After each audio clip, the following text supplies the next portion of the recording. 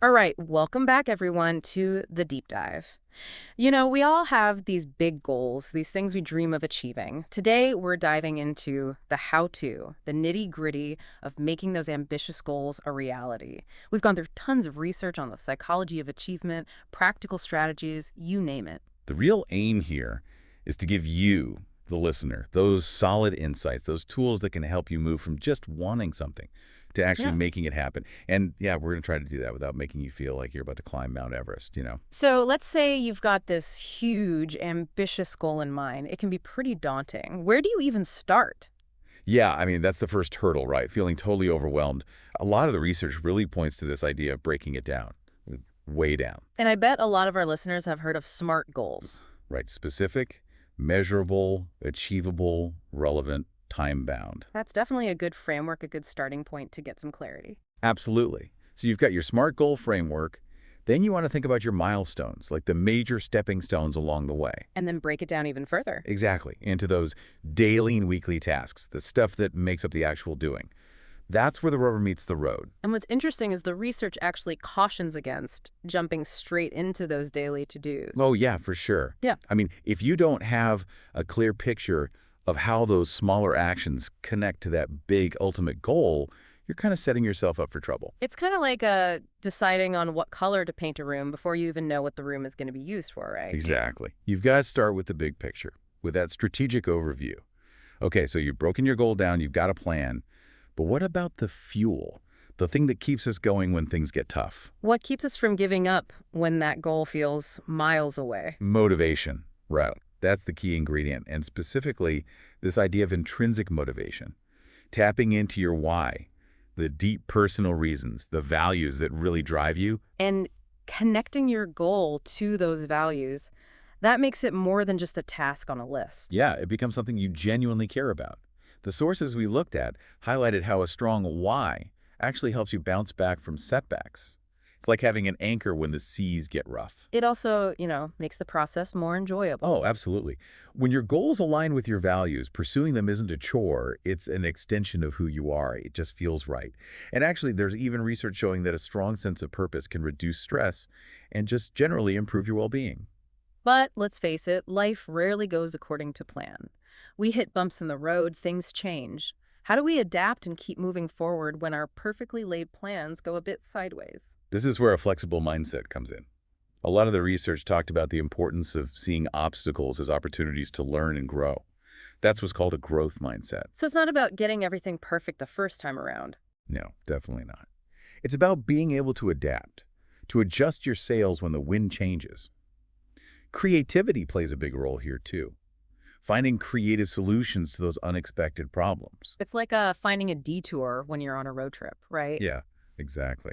And there's a balance to be struck. You got to stay committed to the overall goal, but be flexible in your approach. You see? Knowing when to pivot, when to change course slightly, that's crucial. And it's not always about, pushing through with sheer willpower. Sometimes it's actually smarter to step back, reevaluate, adjust your approach.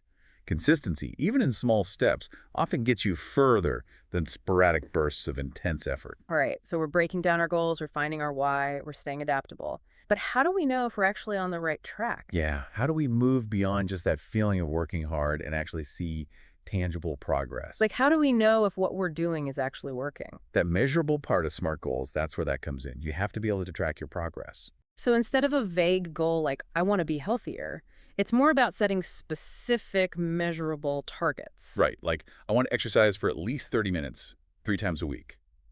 That gives you a concrete way to measure your progress. And the research shows that having that tangible evidence of your progress actually boosts your motivation, keeps you focused. Because you can see that you're actually moving forward, even if it's in small increments. Exactly. And speaking of keeping that momentum going, the sources we looked at all emphasized the role of benchmarks and milestones, those smaller wins along the way. Yeah, how do those smaller achievements impact us psychologically? It's fascinating. Benchmarks are like those checkpoints on a long journey. They not only give you a sense of direction, but crucially, they offer opportunities to celebrate your progress. So it's not just about the big final goal, it's about recognizing and enjoying the journey along the way. Exactly. Those small celebrations, those moments of acknowledging your wins, They trigger the release of dopamine in the brain, which reinforces the behaviors that got you there. It's like a positive feedback loop. Yeah. And then you've got your milestones. These are the bigger achievements. They provide a real boost to your morale and self-confidence. So we've got the big picture, the milestones, the smaller benchmarks. How do we actually build in consistent time to reflect on our progress and plan for the weeks ahead? This is where a regular weekly check-in ritual can be really powerful. Dedicating a specific time each week to review what you've done and plan for what's next.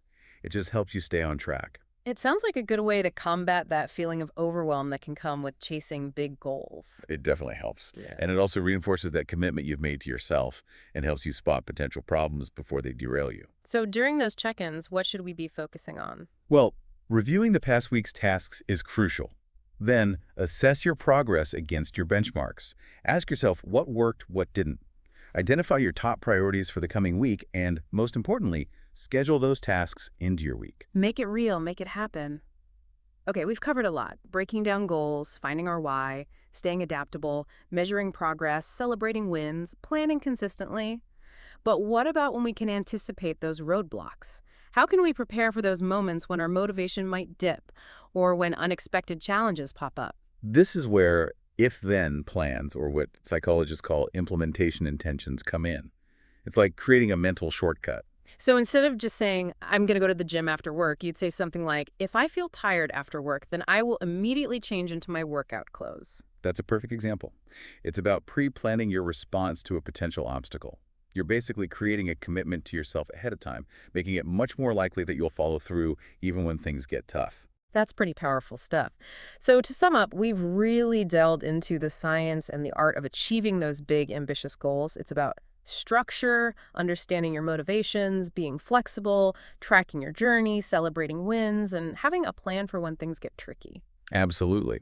Remember, the pursuit of ambitious goals is not a one-time event.